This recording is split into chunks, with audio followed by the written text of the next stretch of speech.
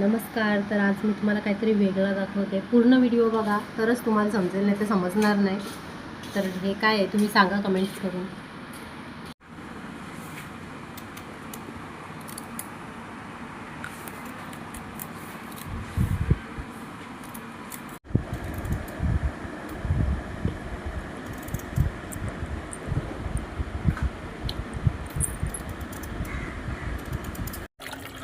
तर आता हे धुवून घेतल्या करंदे. आता हे सगळे याच्यात टाकायचे. टोप आमचा चुलीवरचाच आहे, जरा इग्नोर करा, कारण तर तसंच आहे कलर त्याचा. आणि आजूबाजूचा पसारा बघू नका, कारण आमचं काम चालू आहे चुलीजवळ, म्हणून घाण पडले जरा. हे चुना आहे. आता ह्यो असं पाण्यामध्ये मिक्स करून त्याच्यात मिक्स करायचं आहे. तर हे चुना याच्यामध्ये मिक्स करायचं आहे पाण्यामध्ये आणि त्या वल्यांमध्ये टाकायचं आहे. आम्ही वल्या बोलता, तुम्ही काय बोलता नक्कीच सांगा आम्हाला.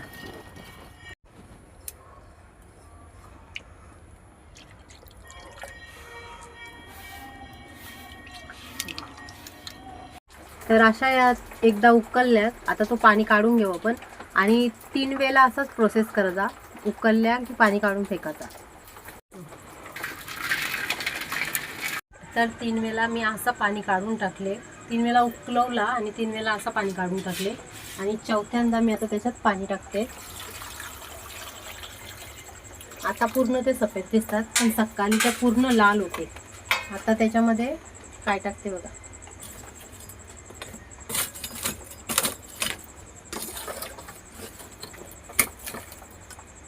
ही अशी आग घ्यायची ना, ती त्याच्यात टाकायची आणि रात्रभर आता हे असंच ठेवायचं झाकून. आता डायरेक्ट सकाळी त्याची प्रोसेस काय आहे ती दाखवते.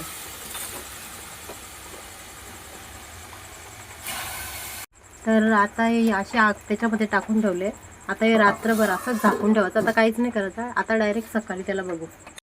तर सकाळी आता मी वली बघायला घेतल्या, बघू आता कशा झाल्यात त्या. आता हे सगळं त्याचं काढून घेते.